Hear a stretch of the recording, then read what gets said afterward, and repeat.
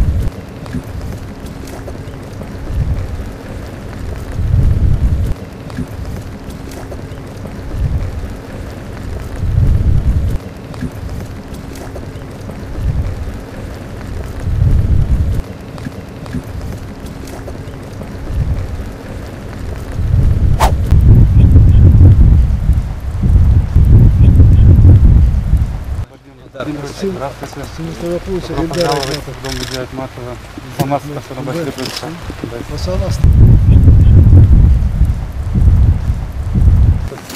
Здравствуйте. Добро пожаловать в Родину.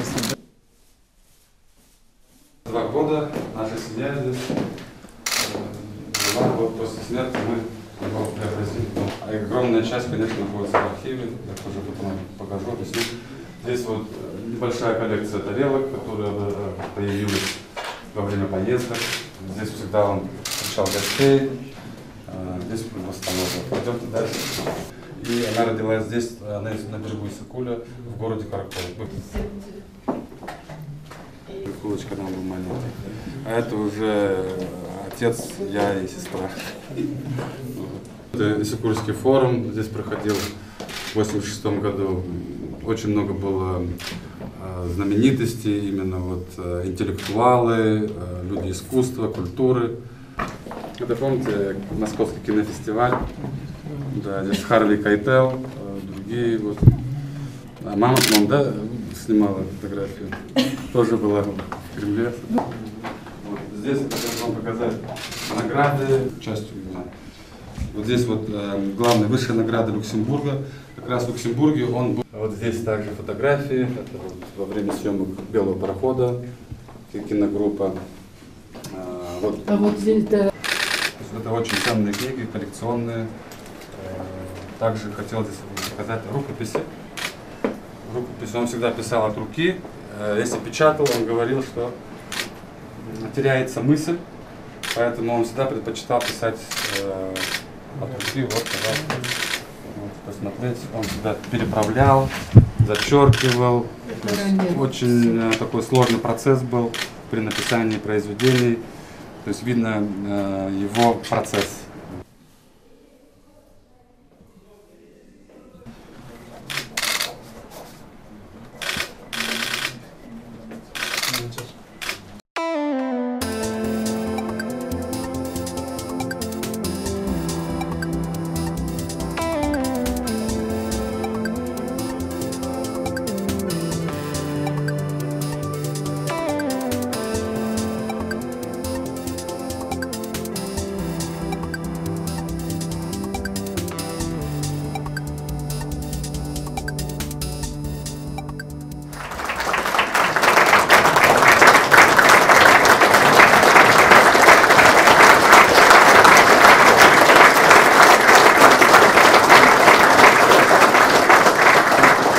добавочной стоимостью, развития цифровых технологий для малого и среднего бизнеса. Мы считаем важной интеграцию наших предприятий совместно с Россией цепочки добавленной стоимости. Хочу обратить внимание деловых кругов России на себе партнеров. Считаю важнейшей задачей налаживание прямых 123,2 миллиона долларов США. Значит, всего 90... Интеграция стимулирует инвестиционное сотрудничество двух стран, встречные потоки капитала. Это позволит нам трансформировать текущие глобальные... А сегодня по линии банка подписан и меморандум о совместной реализации. Значит, в сфере промышленности общая сумма 1,3 и реализация перспективных масштабных проектов. Поступление прямых иностранных инвестиций из России в 2018 году. Наши переговоры прошли успешно. Мы подписали солидный пакет двусторонних соглашений. Сегодня мы приняли решение провести в 2020 году год Кыргызской Республики в России и год Российской Федерации в Кыргызстане. У нас состоялся предметный разговор по дальнейшему углублению торгово-экономических связей.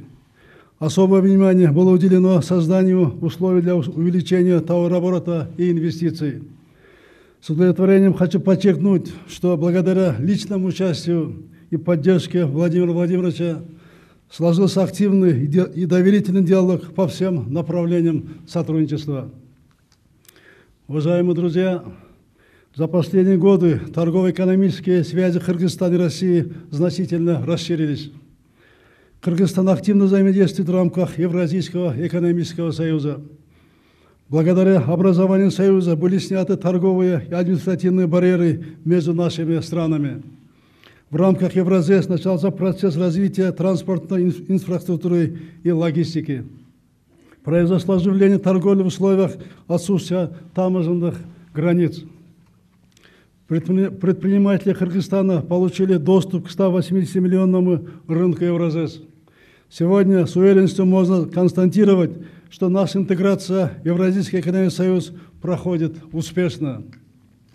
Уважаемые участники конференции, мы приняли долгосрочную стратегию развития Кыргызской республики. Определены приоритетные отрасли экономики. Это энергетика, горнодобывающая легкая промышленность, сельское хозяйство и переработка, транспорт и туризм. Стратегия особое место отведено вопросам развития регионов, повышения уровня жизни населения.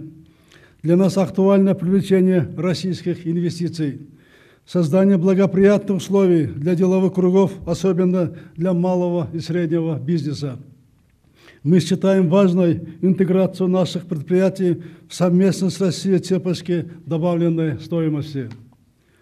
Хочу обратить внимание деловых кругов России на следующее. В Кыргызстане созданы благоприятные условия для ведения бизнеса. У нас существует большой неиспользованный потенциал для реализации общих проектов. Одним из перспективных направлений нашего сотрудничества может стать создание совместных кыргызско-российских предприятий на территории нашей страны.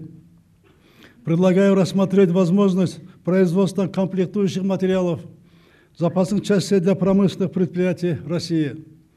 В Кыргызстане имеются предприятия оборонной промышленности, которые могли бы выполнять заказы государственных компаний России. У нас действует один из наиболее либеральных фискальных режимов в регионе. Доступ к недорогим ресурсам, включая дешевую рабочую силу и электрическую энергию, дает сравнительные преимущества для совместных предприятий. Тарифы на электроэнергию являются самыми низкими среди стран СНГ.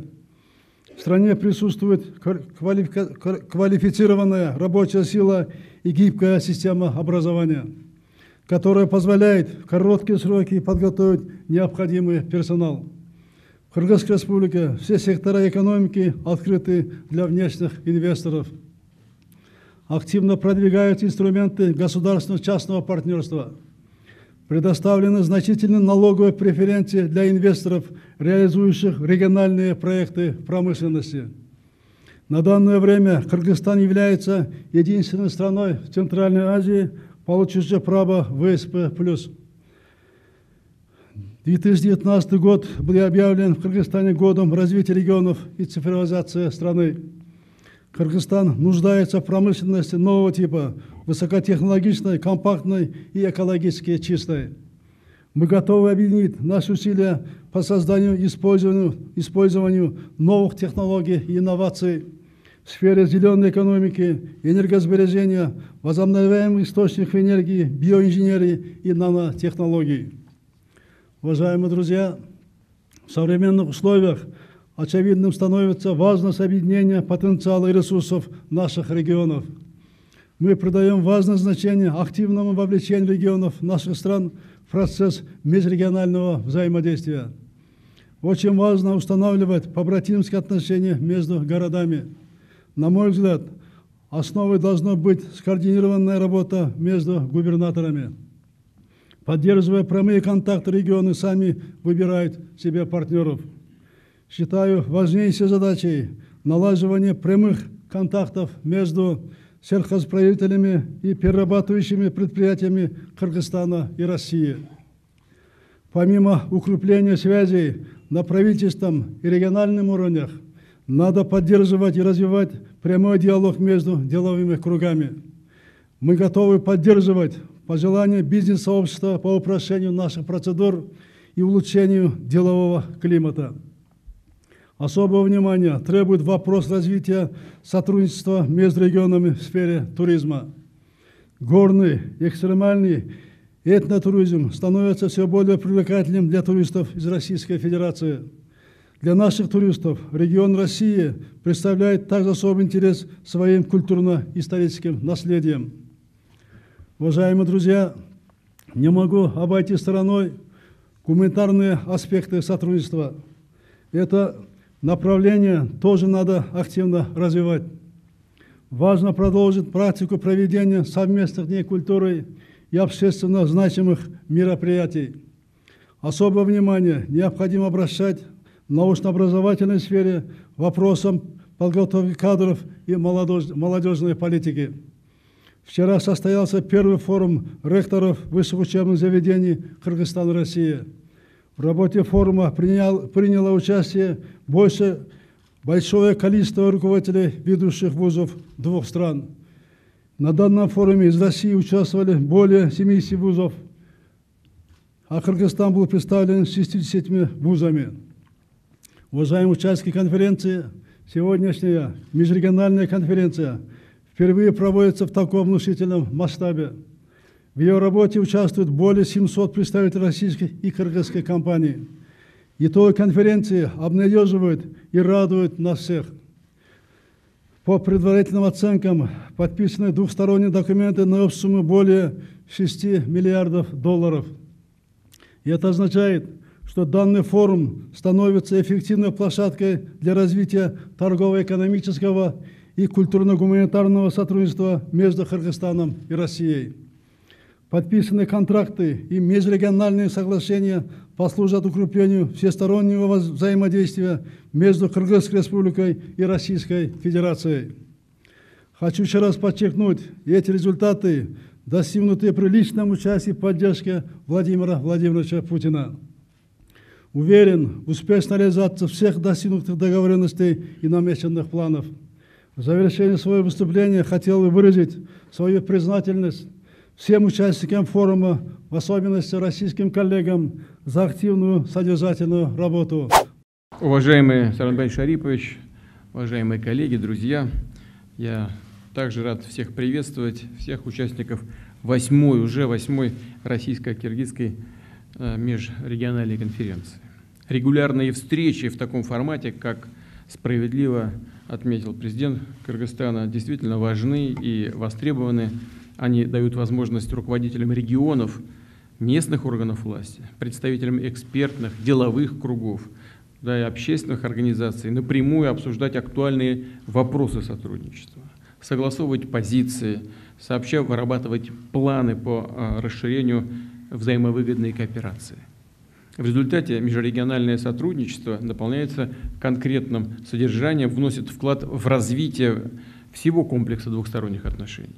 способствует укреплению стратегического партнерства и союзничества России и Кыргызстана. Именно поэтому сразу же мы поддержали инициативу президента Кыргызстана вместе принять участие в пленарном заседании конференции. Отмечу, что тематика сотрудничества по линии регионов затрагивалась и на состоявшихся у нас сегодня с президентом весьма обстоятельных и результативных переговорах. Это логично, учитывая, что прямые связи с Кыргызстаном, с партнерами в Кыргызстане налажены у 71 региона Российской Федерации.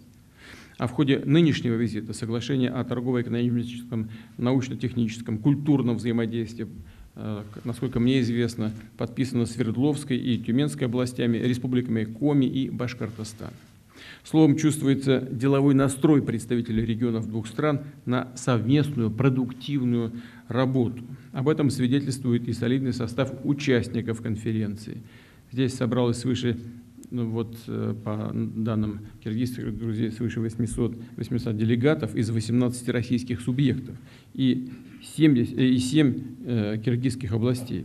В их числе 12 глав регионов, а также представители ключевых министерств и ведомств экономического блока с обеих сторон. Актуальной и важной считаю и основную тему обсуждения. Речь о новых горизонтах межрегионального сотрудничества с учетом углубляющихся на евразийском пространстве интеграционных процессов. Вот уже более 4 лет взаимодействие России и Киргизии осуществляется в рамках Евразийского экономического союза. И преимущество интеграции очевидно. Стабильно растет киргизская экономика. Темпы ВВП Киргизии одни из самых высоких среди государств Евразес, в среднем 4% в год. Заметно активизировались российско-киргизские торгово-экономические связи. Двусторонний товарооборот растет, за прошлый год прибавил 17%, достиг почти $2 миллиардов. Причем порядка 80% этой суммы приходится на межрегиональную торговлю. Наращиваются грузопотоки между регионами России и Киргизии. В том числе способствует этому и развитие цифровой повестки Евразес, включая внедрение единых систем электронной коммерции, автоматизированное отслеживание товаров, строительство оптово-распределительных центров, сельхозпродукции и так далее. Хотел бы подчеркнуть, взаимодействие в рамках Союза обеспечивает повышение эффективности использования собственного экономического потенциала регионов России и Киргизии, создает условия для наращивания межрегиональной промышленной кооперации, развития логистики и инфраструктуры, формирования совместных консорциумов в целях производства конкурентной продукции. И, конечно, интеграция стимулирует инвестиционное сотрудничество двух стран, встречные потоки капиталов. Россия является одним из ведущих инвесторов в Киргизию. Объем накопленных российских капиталовложений составляет свыше $200 миллионов. Эти ресурсы направлены в предприятия обрабатывающей промышленности, в оптовую и розничную торговлю, геологоразведку, а также в добычу полезных ископаемых. Эффективным инструментом двухстороннего экономического сотрудничества является Российско-Киргизский фонд развития, учрежденный в целях адаптации экономики Киргизии к участию в Евразес. Фонд проинвестировал более 1500 крупных и малых проектов на сумму $307 миллионов. Эти проекты охватывают самые разные секторы экономики и регионы Киргизии. Среди них реконструкция аэропортов Иссык-Кульской области, возведение завода стройматериалов в Ошской области, обувной фабрики в Чуйской области. В рамках разработанной фондом комплексной программы по развитию регионов в прошлом году по всей республике открыты деловые консультационные центры, где предпринимателям оказывается помощь в подготовке бизнес-планов и получении финансирования. Укреплению российско-киргизского межрегионального сотрудничества содействует Евразийский банк развития, на средства которого осуществлен ряд жизненно важных проектов для регионов Киргизии. Реконструкция автодороги Бишкек-Ош и реабилитация Токтагульской гидроэлектростанции. А сегодня по линии банка подписан и меморандум о совместной реализации проекта интеграционного управления, интегрированного управления для государственных и муниципальных органов власти. Большие возможности открывает взаимодействие в сфере туризма. У россиян, особенно в сибирских, уральских регионах, Популярны курорты Иссык-Куля, знаменитые своими пляжами, пансионатами, горнолыжными склонами, куда ежегодно приезжают десятки тысяч наших туристов. И, конечно, следует отметить важность дальнейшего развития сотрудничества в культурно-гуманитарной сфере. В 2018 году регионы России и Киргизии активно участвовали в проведении мероприятий, посвященных 90-летию со дня рождения классика советской, мы считаем, русской, и, конечно, киргизской литературы Чингиза Айтматова. Сейчас вот получил удовольствие большое, побывали в доме музея Айтматова. В Якутске состоялся фестиваль киргизского кино, где демонстрировались фильмы, снятые по произведениям Айтматова. В киргизском городе Чолпон-Ата по мотивам его повести «Прощай, Гульсанары» при поддержке правительства Свердловской области была установлена скульптура. А в декабре в Москве, в столице России, как вы помните, президент Кыргызстана открыл памятник выдающемуся писателю и мыслителю. Многое делается по линии регионов в области спортивных связей. Российские атлеты из Калмыкии, Башкирии, Алтая приняли участие в 3-х всемирных играх кочевников в Киргизии. Дальнейшему укреплению межрегиональных контактов активно содействуют межвузовские и молодежные обмены. Президент тоже об этом говорил. Регионы были представлены широко на состоявшихся на полях конференции, форумах молодежи и директоров вузов. Уважаемые коллеги, в заключение я хотел бы поблагодарить всех наших киргизских друзей, президента Кыргызстана, всех собравшихся здесь, в этом зале, за активную и заинтересованную работу, а также выразить уверенность, что регионы и России, и Кыргызстана будут и далее энергично участвовать в укреплении двустороннего партнерства. От вас очень многое зависит, уважаемые коллеги. Мы с президентом Киргизии обязательно будем поддерживать все ваши конструктивные инициативы и начинания, все новые проекты. И в следующем году очередь России проводить межрегиональную конференцию. С удовольствием приглашаю вас в Екатеринбург.